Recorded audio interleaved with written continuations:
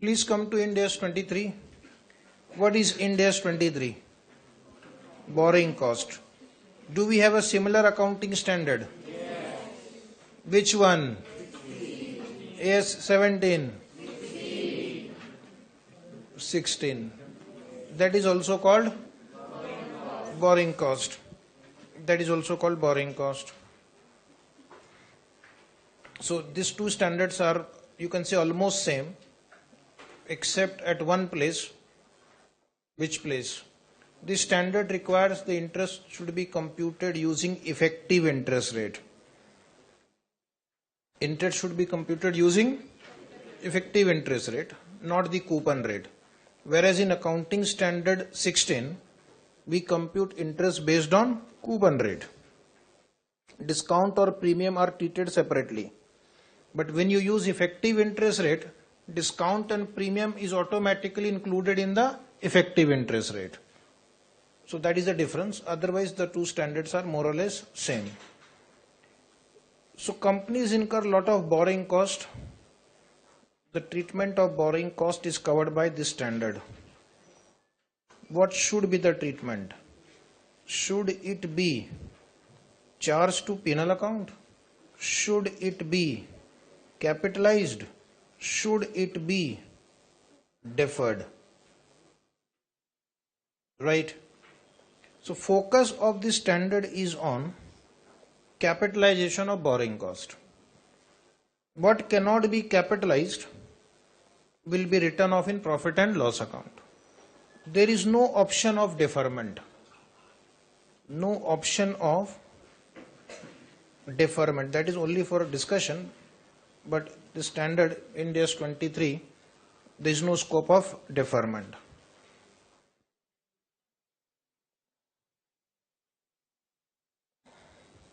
Some borrowing cost needs to be capitalized, some borrowing cost needs to be written off. Borrowing cost which cannot be capitalized will be written off. So the focus of the standard will be whether borrowing cost can be capitalized and how much. Okay. So first quickly we will see the scope of this standard. Scope paragraph is slightly different from AS 16. So you can mark for your understanding, this paragraph is slightly different from AS, slightly different from AS 16, not too much different. This entity will apply AS Ind AS 23 for accounting of borrowing cost, same. This standard does not deal with the actual or imputed cost of equity, including, now this is different, including preference share capital not classified as a liability. As per Ind AS 109 or as per Ind AS 32, a preference share capital can be classified as a liability. When will a preference share capital be classified as a liability as per Ind AS 32? When there is an obligation to pay cash, which company cannot deny. So if you have issued say 5-year 8% preference share capital, there is an obligation to pay dividend at the rate of 8% every year, and after 5 years you have to pay the face value. That is a liability. If that is a liability, then preference dividend will be borrowing cost. Then preference dividend will be borrowing cost. But if preference dividend is not a liability, then it will be treated as equity, and then preference dividend will not be treated as borrowing cost. Summary of our discussion. Preference dividend we are paying. Okay.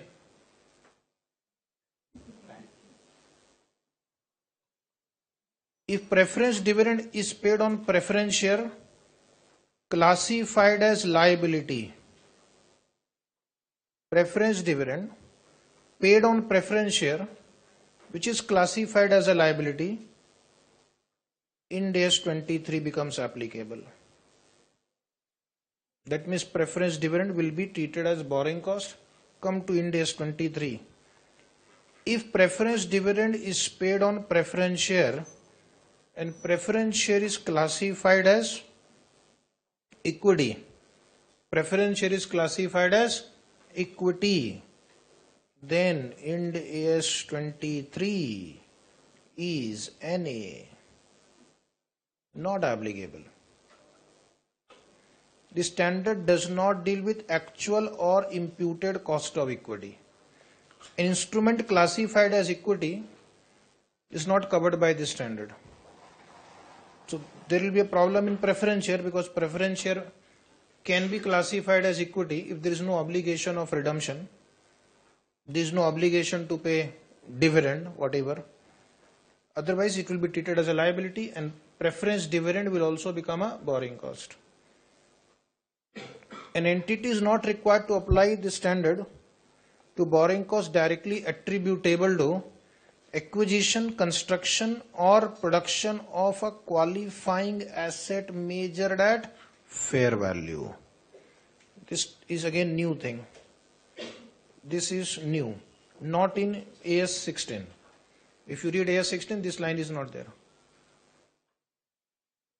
The standard is not applicable if the qualifying asset is measured at fair value. If the qualifying asset is measured at fair value. What is qualifying asset? An asset which takes substantial period of time to get ready for its intended use or sale. Okay. If it is measured at fair value, example of a qualifying asset measured at fair value will be a biological asset.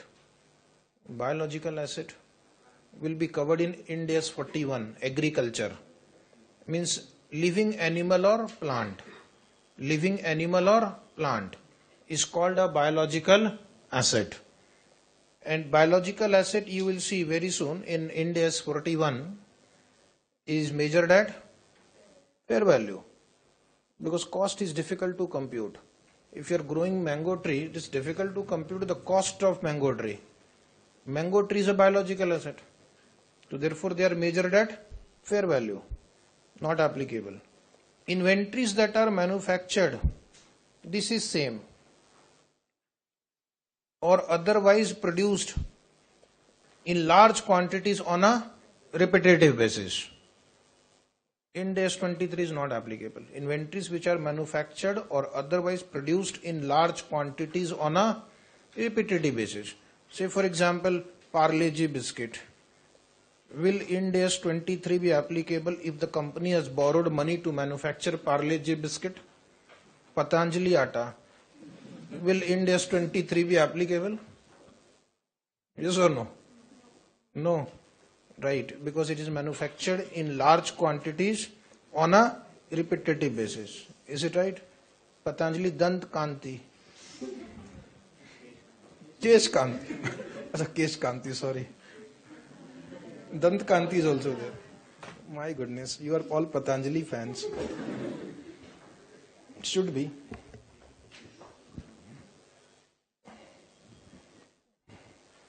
Next is we'll discuss few important definitions. These two paragraphs are same as AS 16, borrowing cost and qualifying asset. What is borrowing cost? Borrowing cost basically would mean interest, but it also means other cost incurred in connection with borrowing of funds. Underline, incurred in connection with borrowing of funds. Suppose you pay interest on custom duty. Interest on custom duty. Will it be covered by this standard? It is not in connection with borrowing of funds. Interest on income tax. Okay, if you delay in filing return, they charge interest. If you do not pay proportionate installment of advance tax, they charge interest. If you do not pay self-assessment tax, they charge interest. If you don't pay GST on time, interest. So interest on taxes that you delay in payment is not covered by this Ind AS 23. It is not incurred in connection with borrowing of funds. Then what about prepayment charges when you repay the loan before the due date. Suppose I have taken a 10-year loan. Okay, 20 crore rupees.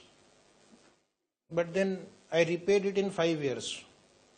So bank will charge me prepayment charges.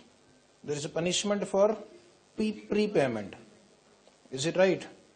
Because then you are putting bank at a risk. You will give them money. Where will they keep that money? It will remain idle for some time till they find a new customer. So whatever. It is not a borrowing cost. It is not incurred in connection with borrowing of funds.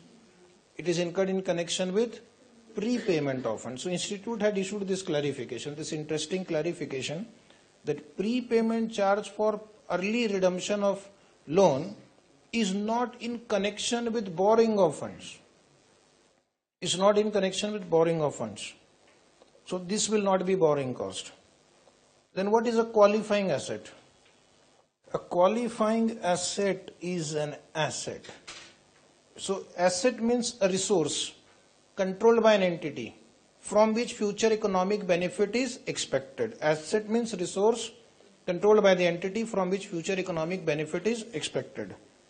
So qualifying asset is an asset that necessarily takes. What is necessarily? Means it is inherent in the nature of that asset. It is inherent.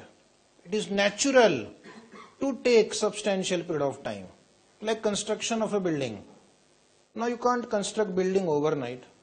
Even if you put 10,000 workers. Yes or no? Can you? Wine.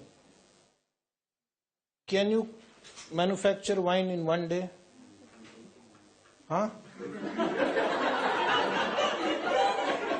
For what purpose? For drinking purpose. You can drink in one day. I didn't get your joke. Anyway, I know you people just want to think about wrong things only. Qualifying, I was just giving an example and you are misquoting it. So it takes some years for wine to mature. Okay? Then it is sold in the market. So it is inherent in the nature of the asset. Or you have to construct a power plant, a ship. Okay? It will take substantial period of time. This standard does not define substantial period of time. At least in Accounting Standard 16, 1 year was the cutoff. But that was also not a very strong cutoff. Okay? It was not like something that you complete in 11 months and you will not be able to capitalize. You can.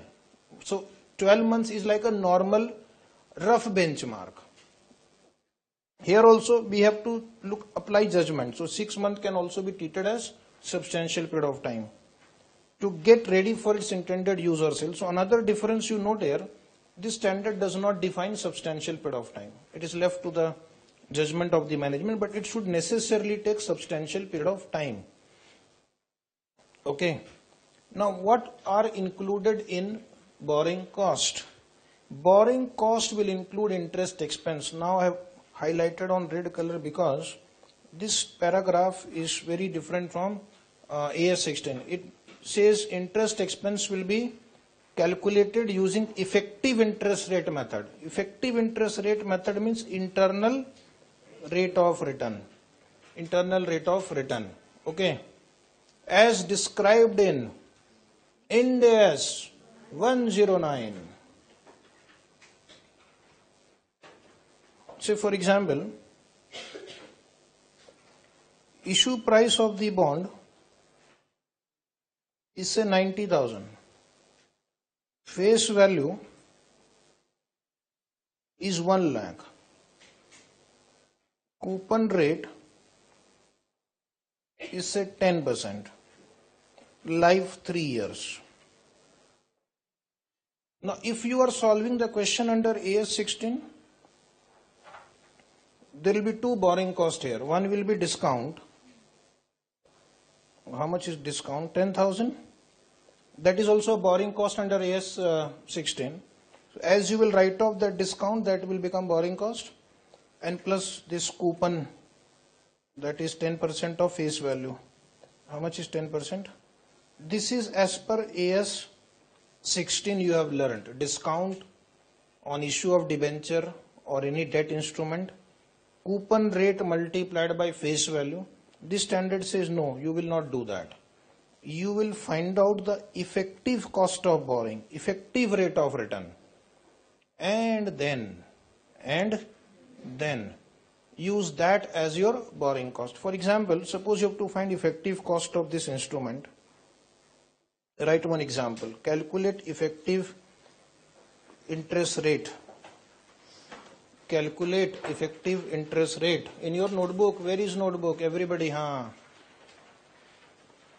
New notebook. New page. Heading. Ind AS 23. Borrowing cost. Now, calculate effective interest rate.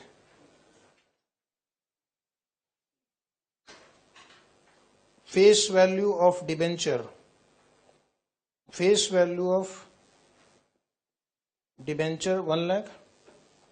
Issue price 90,000. Coupon rate 10%. This is 10. And life maturity 3 years. Maturity 3 years. Maturity 3 years. So it is advisable that you first study before coming to this chapter Ind AS 109. You have done? Some of you have done, that's good. So how do I compute the effective rate? IRR. For IRR calculation, I will write year,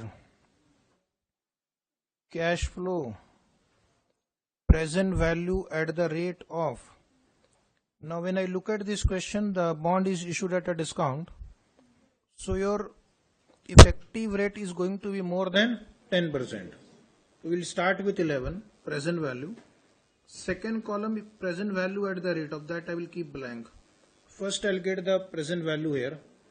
If it is positive, I'll increase it. If it is negative, I'll decrease it. Year 0, 90,000 you will write. Year 1 to 3, 1-3, how much? 10,000 cash inflow. Year 3, inflow, outflow, doesn't matter. You just use different signs for inflow and outflow. And year 3 redemption value, 1 lakh. Year 3 redemption value, 1 lakh. This is new. Otherwise, the two standards are same. If you want, I can close the chapter after this, because you will not find anything different as such. So tell me, what is the discounting factor for 1-3 at 11%? 2.44. Very good. Year 3, 0.73. So, where is the factor? Okay, don't worry. If you have written the factor, then next column you make it present value. Next column make present value, don't worry. Learn to improvise. So first I will tell you 90,000. Second one also I will tell you 24437. Third one also I will tell you 73120. 75. Positive or negative? 7557. So now what you do? You write present value at the rate of 15%. Present value factor at the rate of 15%. Don't worry. It's okay. You can take 14, 13, 1. 1 upon 1.15, 3 times equal to GT. 2.28, 32. 2.2832. Is it right? Continue. 6575. Continue. Tell me the total only now. Last column total. Negative 1418. Is it negative 1418? So one is positive, one is negative. Which means our answer is between 10 to 11 to 15%. Up to this everybody has done. At 11% present value 7557.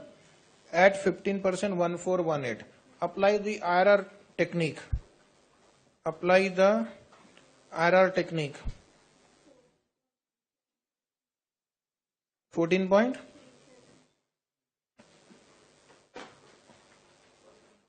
So IRR will be equal to, as you have studied in finance subject, first we'll take start rate 11, then we'll take NPV 7557, we'll add the two NPVs if one is positive and one is negative. If both are positive, we'll take the difference, and then difference between the two rates, So the answer is almost 14 point. This is called effective interest rate. In the first year, your borrowing cost will be not 10,000 for the purpose of this Ind AS 16. Your borrowing cost will be 14.3% of 90,000.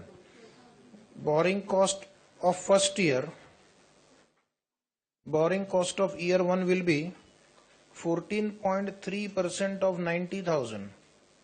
Anybody wants to volunteer? What is the answer? 12,933. This way you will compute the borrowing cost. So you have to first understand how to find out effective interest rate. Then you have to find out how to compute the borrowing cost as per effective rate. It is the opening balance multiplied by effective interest rate.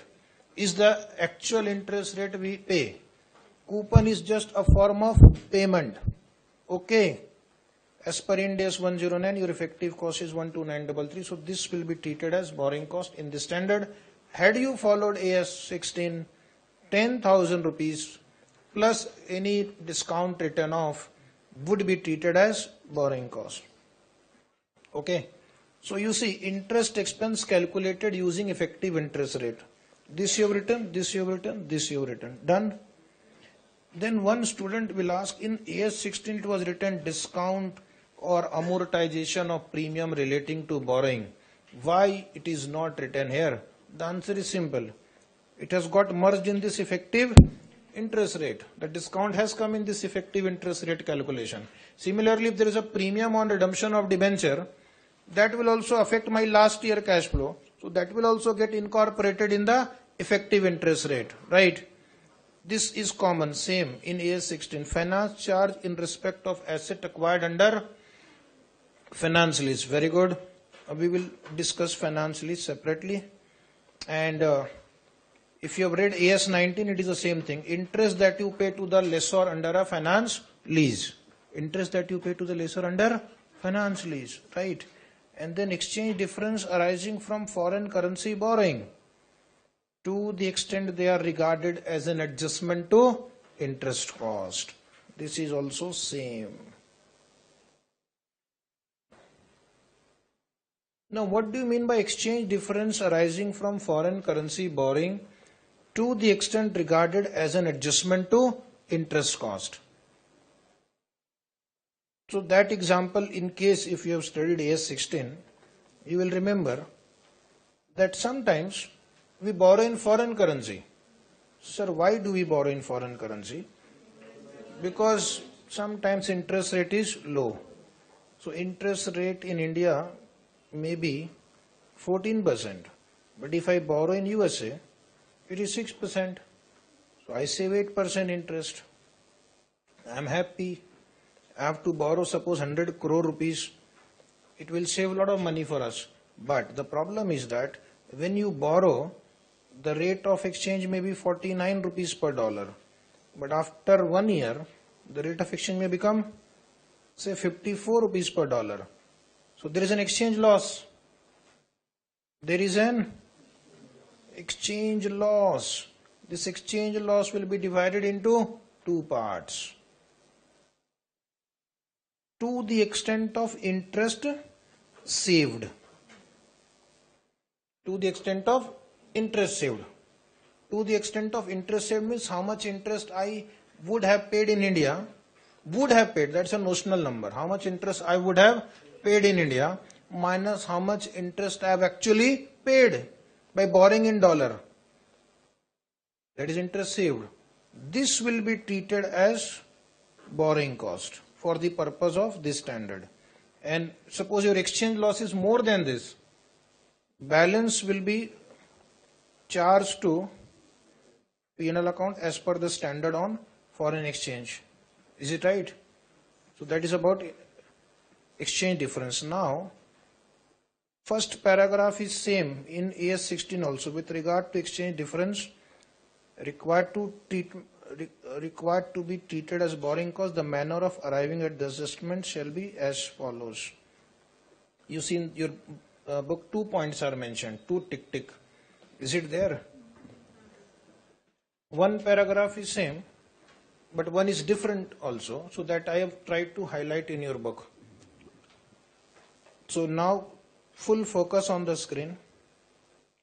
The adjustment should be of an amount which is equivalent to the extent to which exchange loss does not exceed the difference between the cost of borrowing in functional currency when compared to the cost of borrowing in foreign currency. This I have explained. Difference between domestic market borrowing versus foreign borrowing. To the extent of interest saved will be treated as exchange difference, will be treated as borrowing cost, and then you can capitalize it if you fulfill the requirement of this standard. If you don't fulfill the requirement of this standard, obviously you'll charge it to P&L account. Now this paragraph is new. At many places where there is a difference, I have tried to keep it in bold words. Okay, can you see that? Bold fonts means those are most probably the difference between these two standards, which are quite similar. First year there is a loss. First year there is an exchange loss which was treated as borrowing cost. But if suppose second year there is an exchange gain. Suppose second year there is an exchange gain. So this standard says to the extent it was treated as borrowing cost on the case of loss will now again be treated as a reverse borrowing cost in the case of gain. Reverse borrowing cost means suppose last time you have added to the qualifying asset, this time you will reduce. But to what extent? To the extent earlier you had treated the exchange loss as a borrowing cost for capitalization purpose. Is it right? Where there is an unrealized exchange loss which is treated as an adjustment to interest cost, this is what is the loss. And subsequently there is a realized or unrealized gain. Now, AS 16 is silent on this. AS 16 is silent. AS 16 only talks about loss. AS 16 does not talk about gain. Why? We Indians are little pessimistic entity. Yes or no? No. Yes. So we thought that it will always be exchange loss. But see the Europeans, IFRS, they thought no, there can be gain also. Is it right? And subsequently there is a realized or unrealized gain in respect of the settlement or translation of the same borrowing. The gain to the extent, double underline or red pen underline, highlight, the gain to the extent the loss previously recognized as an adjustment should also be recognized as an adjustment to interest. Should also be recognized as an adjustment to interest. So that it will also be treated as borrowing cost. But reverse. Is for example, if you have added last year in qualifying asset 120 rupees because of exchange loss, which was treated as borrowing cost, and this year there is an exchange gain, you can deduct it also. You can deduct it also. But in AS 16 this is not allowed. Only add. Exchange gain subsequently will not be again treated as an adjustment to interest cost, right? So although it does not look good to say this, but we are a land of pessimistic people. So even in the standard that have percolated, can you believe that? Yes, you have to. There is no choice. Who is giving you a choice?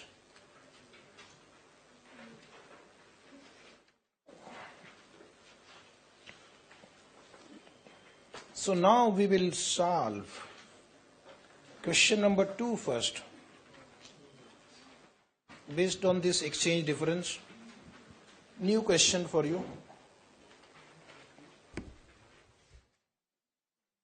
All other questions are same as AS16. X Limited borrowed US dollar 100 million on 1/4/16. Is it printed in your book? At the rate of 4% per annum. Comparable Indian borrowing rate applicable to same similar borrowing is 11.5%. Assume that the loan is repayable in 10 annual equal installments.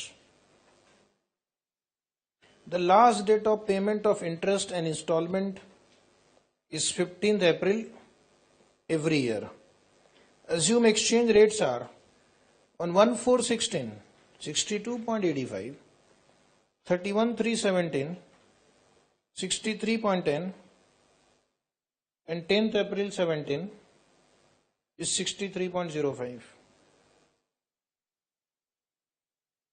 So one is the date of borrowing, one is the year ending date when you will restate, and one is the date of payment. The company paid interest and installment for 16-17 on 10th April 2017. Okay, and how much is each installment? 10 equal annual installment. So there is some exchange difference here also. First you see the exchange rate has gone up. So there will be a loss here. Then it has come down. So there is a gain here. So this gain, to the extent of loss adjusted earlier, will be treated as adjustment to interest cost. Okay, means reverse borrowing cost. Find out the amount of exchange difference to be treated as borrowing cost. Okay, is the answer also printed in your book? Wow, what more do you want? But I cannot appear on your behalf. I cannot take that challenge now. I am scared of C exams. 100 is the amount of loan. When you took the loan, the rate was 62.85. Now, the loan in rupees was 6285. Okay. Then on 31st March 17, the value of your loan will increase to closing rate now. You have studied in the respective standard on exchange difference. At the end of their monetary item will be translated at closing rate. 63.10. 6310. So what is the exchange loss? 25. Okay. Now, how much is the difference in borrowing cost? Had you borrowed in India, you would have borrowed 11.5%. In USA, you borrowed at 4%. Oh, here it is written 5. Just check which answer is right. 5 is right. So in the question you make it 5. In the exam, don't do that. If you know only 5% answer, then you write to the institute. It is assumed the question is wrongly printed. It is 4%. Okay. Or vice versa. So how much is that? 408 point? Okay, so much of additional interest you would have paid in India. Now we'll see the exchange loss. How much is the exchange loss? 25. So this entire exchange loss can be treated as interest cost. Why? Because this is much lower than the interest saved. So up to the extent of interest saved. Up to what extent? Interest saved. Entire exchange loss will also be treated as borrowing cost. Okay. So there is a note here. The exchange fluctuation loss 25 falls within the limit of para 6A of Ind AS 23. Para 6A you don't have to remember. You will write within the limit of AS 23, so will be treated as borrowing cost as per para 6E of Ind AS 23. as per Ind AS 23. Okay. Now come to 10th April. So first it will be treated as borrowing cost as per Ind AS 23 because we have saved lot of interest because of foreign currency borrowing. Now come to the date of payment. On the date of payment, what is the loan repayment? 10. It was paid at the rate of 63.05. It was paid at the rate of 63.05. So we paid 630.50. But actually at the end of the year, this loan was valued at 63.5. The 10, the installment 10 was valued at 63.5. Sorry, 63.10. So in the books of account, this portion of the loan is appearing at 631. Is it right? 1/10 of 6310. 6310 is the 100 million US dollar. 631 is 10 million US dollar. Now at the time of settlement, we had to pay only 630.5. So how much we saved? Can this 0.5 be also treated as adjustment to borrowing cost? The answer is yes. Suppose this was up to 25. It will be treated as adjustment to borrowing cost. So it will be reduced from your borrowing cost. It is like a negative borrowing cost. Is it right? Up to 25, suppose this difference was up to 25, it could have been treated as an adjustment to borrowing cost. If you are solving under AS 16, that exchange gain will go to penal account. Under AS 16, exchange gain will go to penal account. It is not reversed. Next is, what are qualifying assets? Did we solve example number 1? No. Why?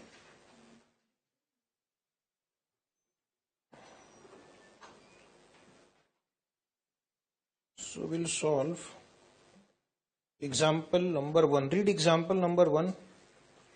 Read example number 1.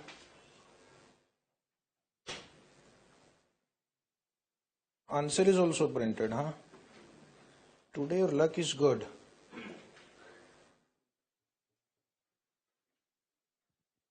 So example simplified for you. There are 3 columns. I will solve situation 1 and situation 2.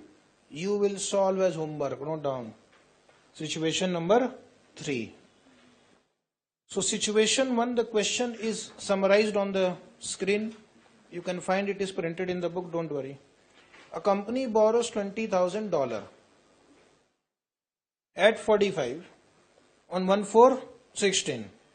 Rate of interest is 6% per annum. On 31/3/2017, rate is 48. Local interest rate is 12%. What will be borrowing cost as per Ind AS 23? So there are 2 borrowing costs in this example. One is your interest that you are going to pay on the borrowing, and secondly, exchange difference to the extent interest saved. To the extent interest saved. Okay. So understand how much interest you are going to pay on that $20,000, $1,200 you are going to pay. When are you going to pay? At the beginning or at the end? So after 1 year, when you will go to pay the dollar, the rate is 48.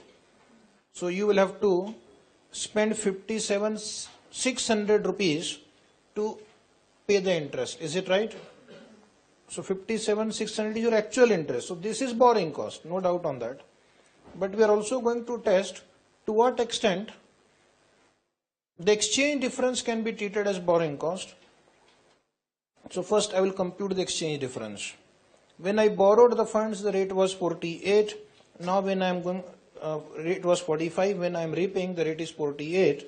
So therefore I have to pay 60,000 more. I have to pay because of exchange difference. From 45, the rate has increased to 48. Had you borrowed in India, this is a notional number. Notional means it is out of the books. Had we borrowed in India, how much we would have borrowed? We would have borrowed 20,000 into 45. Because we would have borrowed today the rate is 45. So 9 lakh rupees we would have required for the same money. And in India, the interest rate is 12%. So it is 1,08,000. But in USA, you paid only 57,600. Whereas in India, you could have paid 1,08,000. So there is an interest saved. Interest saved. All figures are in your book. Don't write. Understand. Interest saved. How much is interest saved? 50,400. And how much is this exchange difference? 60,000. So out of this 60,000, 50,400 will be treated as adjustment towards borrowing cost. So my total borrowing cost will become 1,08,000. This is interest cost. This is exchange difference to the extent regarded as an adjustment to borrowing cost. Exchange difference to the extent regarded as borrowing cost. Simplify, 50,400. So total borrowing cost will become 1,08,000. And if it meets the requirement of capitalization, then we'll capitalize the borrowing cost. We took similar example in AS 16 also, whenever we read. Now we'll make a small change in the example. Everything is same except that local interest rate in India is now 14%. So first line calculation is same. Interest on USD 57,600. Exchange difference 60,000. What will be difference now? This is same, but here the interest in local currency will be 1,26,000. How much is the interest saved? Interest saved is 68,400. But my exchange difference is only 60,000. So this entire 60,000 will be treated as borrowing cost. So my total borrowing cost will become interest plus exchange difference 1,17,600. Then some intelligent student will ask, what about the remaining difference of 8,400? Should we transfer to penal account or ignore? Ignore. Why? Because this 68,400 is not a figure appearing in books of account. Did we pass an entry for 68,400? No, this is a notional number. Some students transfer 8400 to penal account. To transfer something to penal account, that number must exist in your books of account, na? Did we pass an entry for 68,400? No. Then why you are saying 8400? 60,000 exchange loss is appearing in my books of account. Interest 57,600 is appearing in my books of account. So these two account only you have to do some plus minus. Is it right? These two are actually appearing in books of account. This is not appearing anywhere in the books of account. This is only for comparison purpose. Okay. So can I say exchange difference or interest saved, whichever is lower or higher? Lower is borrowing cost. Exchange difference or interest saved, whichever is lower is borrowing cost.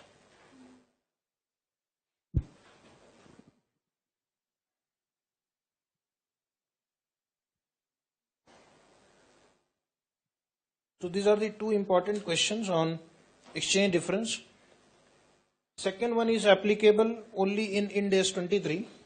The first question is applicable in both AS 16 and Ind AS 23. Okay. As I said, most of the paragraphs are common, so don't worry. What do you mean by qualifying asset? First page. What do you mean by qualifying asset? Qualifying asset is an asset that necessarily takes substantial period of time to get ready for its intended use or sell. Use means fixed asset, sell means inventory. So inventory can also be qualifying asset. Okay. So some example of qualifying assets are appearing in your book. First, from where should I start? Manufacturing plant. Manufacturing plants generally, because it takes 2-3 years to construct a plant, steel plant, car plant, okay.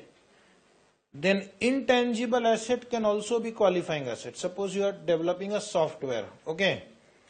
So it takes many months, years, and for that you may have borrowed money. Power generation facilities, investment properties. Investment property, which standard? India's 40. What is investment property? Investment in land or building, or part thereof, or both. Used for the purpose of rent or capital appreciation, but not meant for self-occupation or sale in the normal course of business. Wow, you know everything, huh? So, building basically, when you're constructing a building, it takes a lot of time. Then inventory can also be QA, like wine, trees, okay. Genetically modified seeds, which may take some time before you can actually use them. So genetically modified seed, trees, timber, then your favorite. Conditions to be fulfilled to be eligible for capitalization. Following conditions needs to be fulfilled. 3 conditions must be fulfilled simultaneously. Which 3 conditions?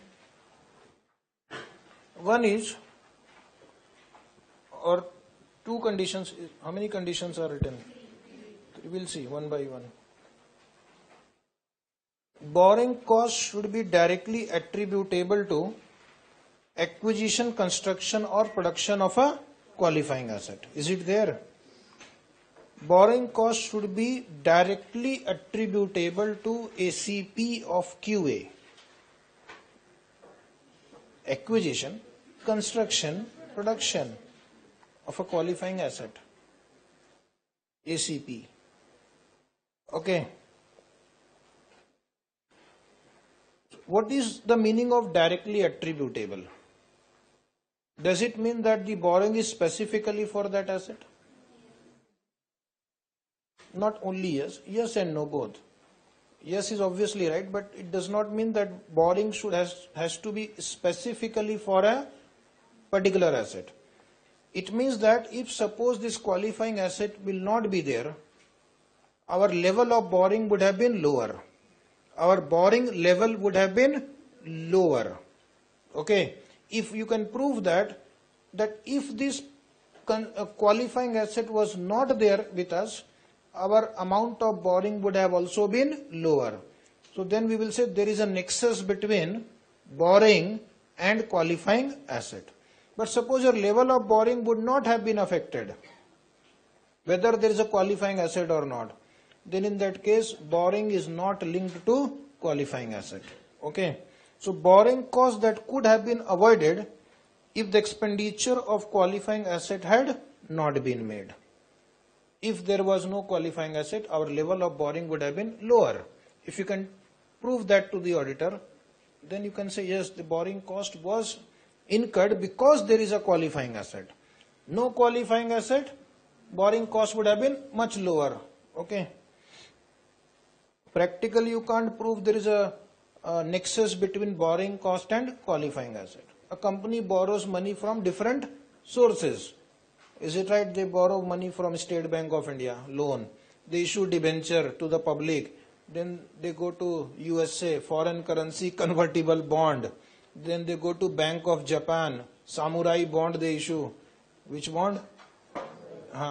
Raise money in yen, bring all them into India, and then as per the need they spend. How do I prove which loan is related to which qualifying asset? But we can only say that if qualifying asset would not have been there, the level of borrowing would have been lower. Then yes. And the next is, it is probable that the QA will generate future economic benefit. For example, you are constructing a school in a remote village. Why? CSR. Companies Act has some section 125. 135. Okay, I'm not so wrong. I am quite close, within the range of 10. That is an achievement for me, okay. So 135, to remember section number like this. How much our memory space is wasted on that. So 135 section says that company will have to spend 2% of net profit of average profit of last 3 years on CSR activities. So you constructed a school building for CSR purpose. So that is a qualifying asset. But will that generate any future economic benefit to the enterprise? No. So then we'll not capitalize the borrowing cost. Okay. So borrowing cost will be capitalized. One, it is directly attributable to acquisition or construction, say building, or production. Okay. Say for example, wine of a qualifying asset. Secondly, it should generate future economic benefit. What is not qualifying asset? That in your book. What is not qualifying asset? Para 7. Those inventories that are routinely manufactured or otherwise produced in large quantities on a repetitive basis over a short period of time are not qualifying asset, because they require short period of time. Then assets that are ready for their intended use or sale when acquired. Assets that are ready for your intended use. Now here the question they ask in the exam, that for example, you have purchased a aircraft. It's an expensive aircraft, 9-seater aircraft. You and your council will only move around here and there. 60 crore rupees you spent on that. But 60 crore you spent when? When the aircraft was already in a ready to use condition. Then you borrowed money for that. Paid interest. Will it be capitalized over the cost of aircraft? No. Even if it is 60 crore rupees aircraft, it is ready to use. Therefore, it will be not capitalized, it will be charged to P&L account. And see the logic of that. The logic of that, when you buy something in a ready to use condition, the seller who has manufactured that product has already taken into account whatever the opportunity cost or interest cost he must have incurred in constructing that. Am I right? When you construct your own building, the cost is less. When you purchase it from the builder, the cost is more. Why? Because then builder has invested money. He has incurred borrowing costs. So don't you think his pricing will include not only all costs, material, labor, overhead, but also some borrowing costs. So when I am purchasing something in a ready to use condition, the seller has already included his financing cost in the pricing policy. But when I am constructing, then that is not included. So I have to add it to my construction cost. That is the whole logic of borrowing cost. If you buy a car, the seller has included his financing cost in the pricing of the car. If you suppose construct a car yourself, okay, by borrowing money, then you have to add it to that construction cost of that car. Okay, you can do your own car also. People do it. Okay, designer cars.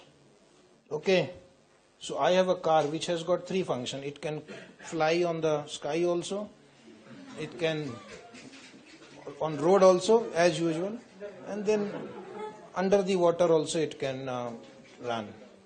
So it becomes a submarine if required. It becomes a helicopter if required. And if permitted, we drive on the road also. That I have designed. Okay. It took 1 year to design. I borrowed money. I can add it to the cost of that car. If you will buy from me, you don't have to add. I have already added in the price. That was just an example. But now this kind of cars are coming in the market. Next generation car, 3-in-1. Okay. If you find traffic is heavy on Tilak Road, fly. Fly and come to the prestige point. Now for the purpose of capitalization, we'll divide borrowing cost into two types. Sir, which two types? One is called specific borrowing and one is called general borrowing. Specific borrowing is taken for a specific qualifying asset. General borrowing is taken for general purpose and some of the funds is used for incurring expenditure on qualifying asset. In case of specific borrowing, there is a direct nexus between the borrowing and the QA. But in general purpose borrowing, there is no direct nexus between the borrowing and the QA. So therefore, we will have to apply another trick to compute the borrowing cost if it is a general purpose borrowing. Okay, that you know, you are feeling a little bored.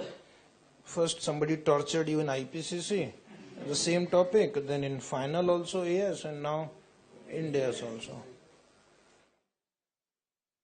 In case of specific borrowing, the capitalization rate will be actual borrowing cost because it is related to a specific asset.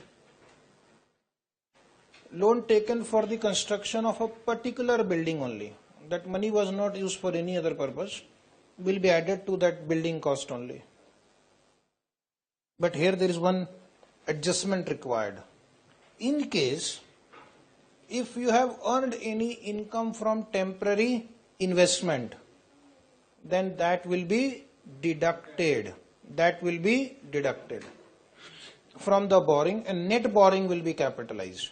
Interest income from temporary investment will not be transferred to P&L account, will be deducted from the borrowing cost. Generally what happens when you borrow money using term loan, they will transfer 100 crore rupees to your account. You are not going to use 100 crore rupees on the very first day itself, will you?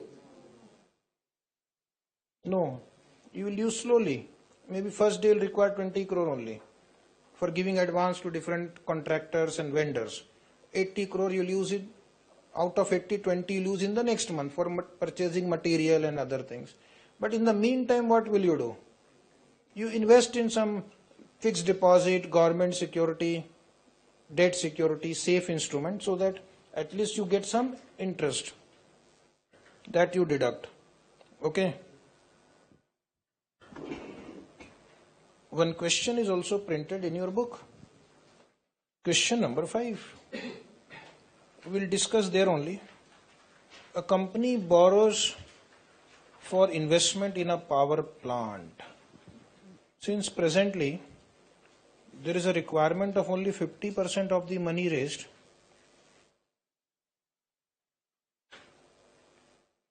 and the balance will be required after 6 months of year 1, the entity invested such funds temporarily for 6 months at 4% borrowing. Borrowing cost for year 1 is how much? As per the amortized cost method, means effective interest rate method, is 1015.51 and investment income is 99.05 million. How much borrowing cost will be capitalized?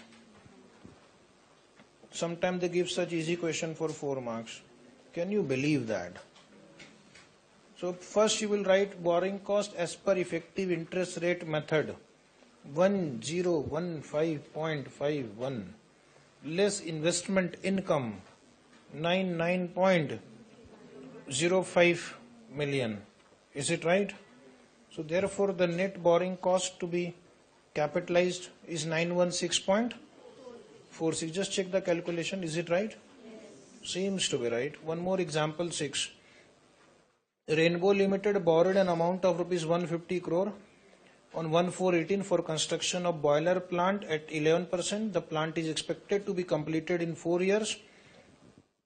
Since the weighted average cost of capital is 13% per annum, the accountant of Rainbow Limited capitalizes rupees 19.5 crore for accounting period ending on 31/3/2019.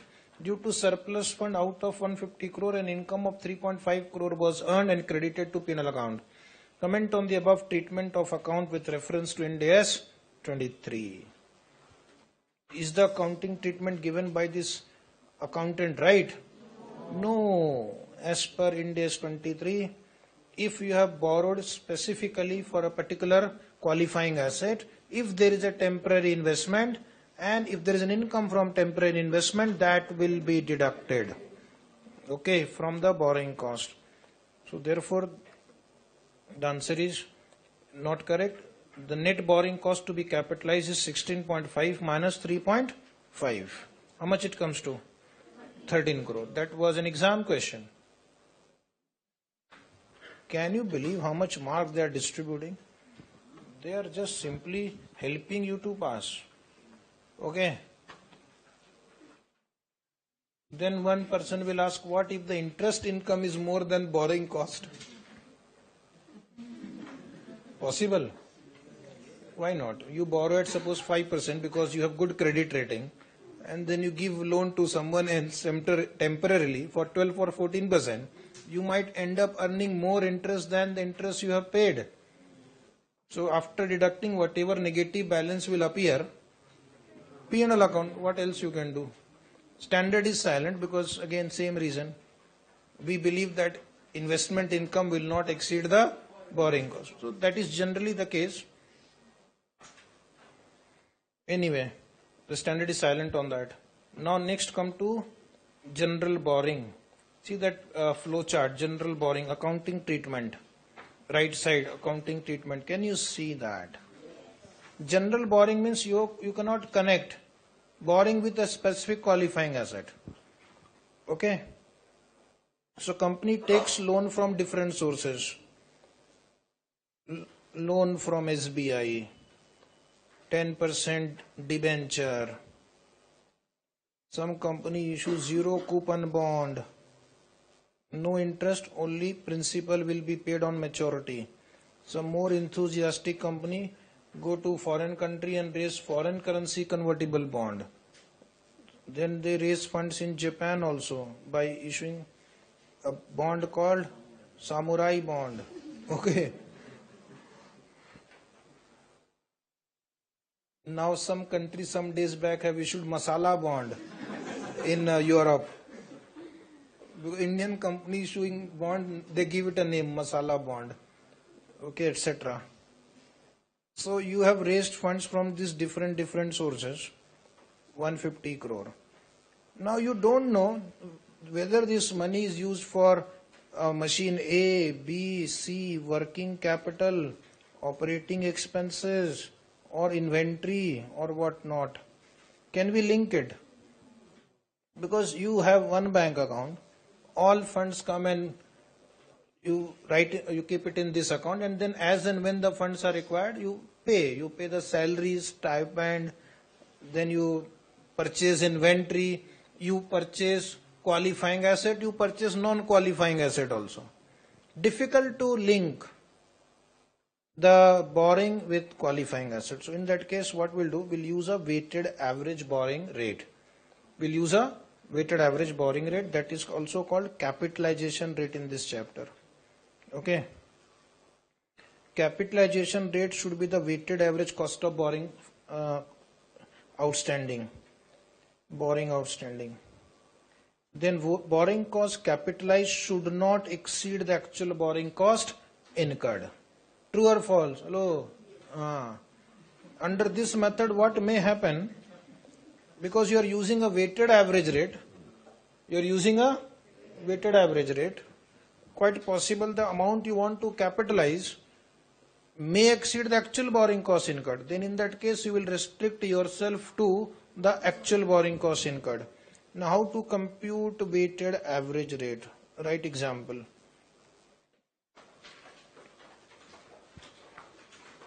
Example in your notebook, new notebook.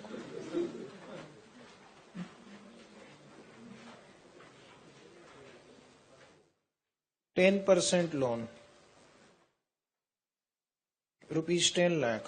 I'm not writing too much details. Date of borrowing 1/4/18. 15% loan. rupees 20 lakh. Date of borrowing same 1418. Calculate weighted average borrowing cost. This is simple because the date is same. First we'll take a simple one. So how do we solve this problem? Right answer. The topic is, write down the heading, calculate capitalization rate. Calculate capitalization rate. So we have to find weighted average cost of borrowing. So you see, you borrowed 10 lakh rupees at 10%. So first I will compute the total interest paid. Total interest paid will be 10% of 10 lakh and plus 15% of 20 lakh. So tell me the final answer. 4 lakh. Is it 4 lakh? Very good. 4 lakh rupees in lakh. And then write down weighted average borrowing. Weighted average borrowing will be, both loans were taken on the same date. So I will just add them. There is no need to apply time factor here. 10 lakh plus 20 lakh is how much? 40 lakh? 30 lakh. Okay. It's like a school level question. Which question? School level. On 30 lakh you paid 4 lakh. On 30 lakh rupees borrowing, you paid 4 lakh. This is how a businessman calculates. कहीं से भी पैसा आए. Finally, what is my cost? Is it right? And if I don't have to repay, I don't worry about the interest rate also. Some people don't worry about interest rate. Why? But they don't have to repay only, na? Who will worry about interest rate? No, don't look at me. I have so far repaid whatever I had borrowed. So weighted average borrowing cost.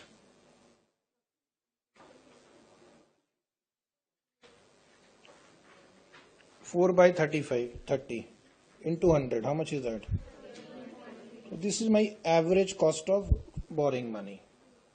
This is my average cost of borrowing funds.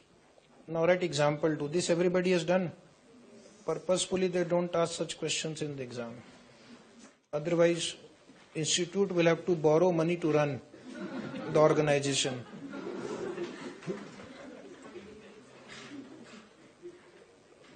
Bank will not give them loan because if the students start passing in huge quantity, then their income will go down drastically. From the same person they recover 5-6 times, then they leave them. Average, weighted average. 10% loan, rupees 10 lakh. Date of borrowing. Date of borrowing is say 1/4/18. This I'll keep 1/4/18 only. Second loan, 15% loan, rupees 20 lakh. There I will make a small change now. Date of borrowing is 1/10/18. Year ending date 31st March 19. Calculate capitalization rate. Calculate capitalization rate. Calculate capitalization rate. Now once you understand this type of problem where different dates are given, different amounts are given and different rates are given, now whether it is 2 loan, 3 loan or 5 loan, you can do the same calculation. So right hand side rupees, point number A, interest. So interest will be 10% into 10 lakh. This is for 1 year, no problem. Plus this will be 15% into 20 lakh into 6 by 12. How much is that? Total 2 lakh? Total. And now the next calculation is important. Weighted average borrowing. weighted average borrowing. Now weighted average borrowing, now we'll give them time weight. Time weight. 10 lakh is outstanding for a full year. So 10 lakh into 12 by 12. Even if you don't write, I will excuse you. 20 lakh is outstanding for 6 months. Now I have taken an interest for 6 months, and if I write total 20 lakh in the denominator, there will be a mismatch. Numerator takes interest for 6 months. Denominator takes 20 lakh for full year. That is wrong. Therefore, time weightage. How much is that? 10 plus 10, 20? Is it 20 lakh? So what is your weighted average borrowing cost? So this time the answer is 12.5%. Is it 12.5%? Yes. Mostly the question in the exams are based on general borrowing, because there they test your skill of calculations also. Okay. Now you first read one question. There is one question printed. Advise X Limited on the weighted average cost of borrowing and interest cost to be capitalized.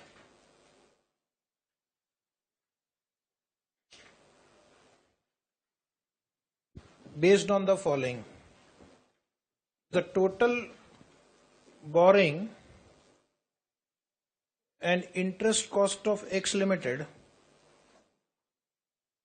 for the year ended 31st March 2005 are as follows. Date, loan, amount, interest. So see how nice institute. Interest calculation they have done for you. Interest calculation they have done for you. If they would not have done, you would have done. Just check whether it is right or not.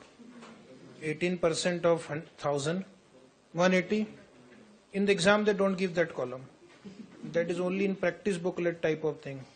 14% of 2000 into 6 by 12, 140. 16% into 3000 into 9 by 12, 360.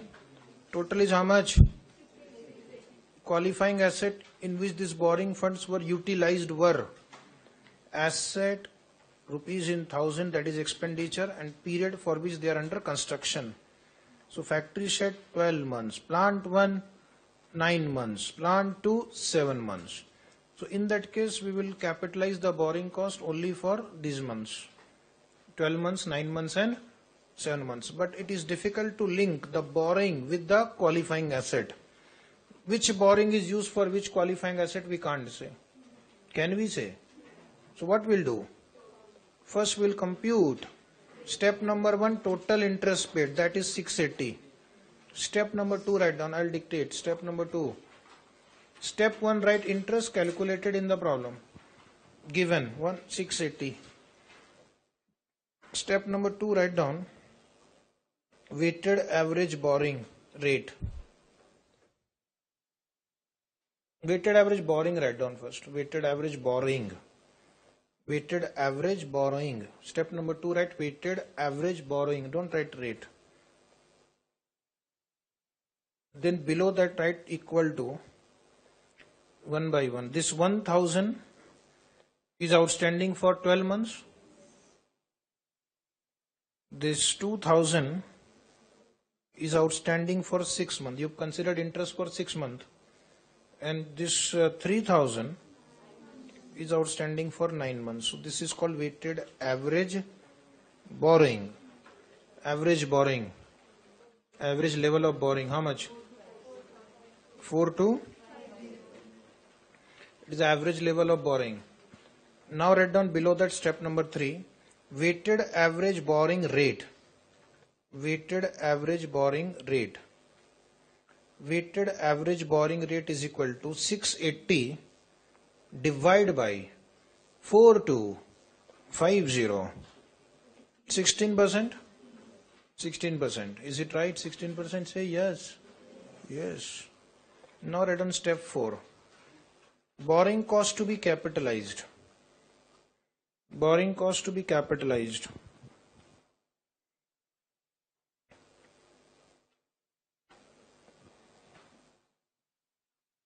Borrowing cost to be capitalized.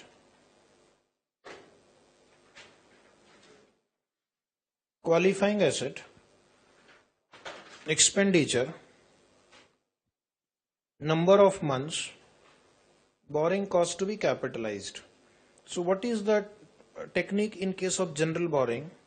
Once you get the weighted average borrowing cost rate, you will use that rate and multiply by the expenditure incurred on the qualifying asset. Is it right? Because it means that expenditure is funded out of different sources. And the average cost of different sources of finance we have computed. We can't say out of this how much is out of loan 1, loan 2, loan 3. So you have spent 2,500 on factory shed. Now some of it may be out of bank loan, some of it may be out of debenture, some of it may be out of term loan. So therefore there is no choice but to use the weighted average rate. And now in this question one more variable they have given, number of months also they have given. That's good actually. Because if it is only under construction for 9 months, then why we should charge interest for 12 months? So multiply. Anybody wants to answer? 400 is the right answer. Second one? 180. Third one? 93.33. Very good. Total? 673.3. Can we capitalize this entire 673.33? Yes, because your actual borrowing cost is 680. This is 673.33. This is 673.33. So you can capitalize the entire 673.33. And what about the remaining difference? Remaining difference will be charged to P&L account. So out of total borrowing cost of 680, 673.33 will be capitalized and remaining 6.67 will be treated as an expense. Write in proper page. Hello, page is over. Go to next page. How much you are saving? Don't write on bench. You have almost reached the bench.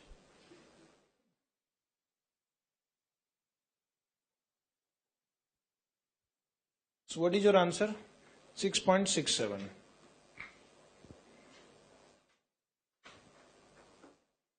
For discussion purpose, suppose, now you don't write, just understand, suppose my total would have exceeded 680.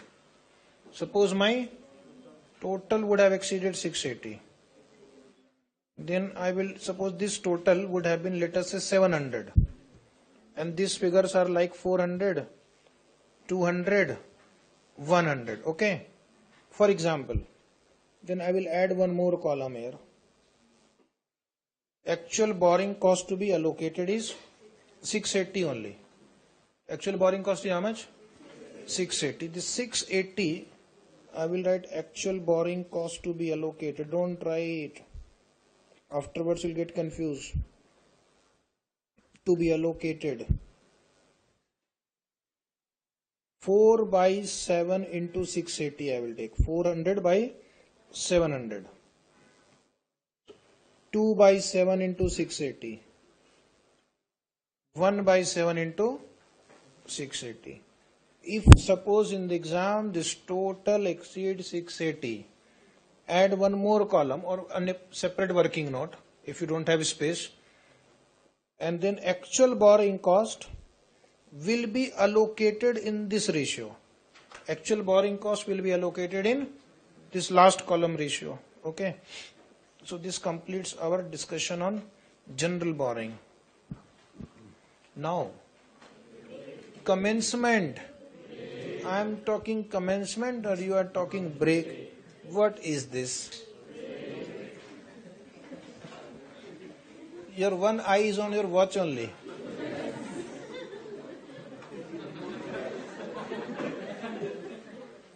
You are very accurate when it comes to break.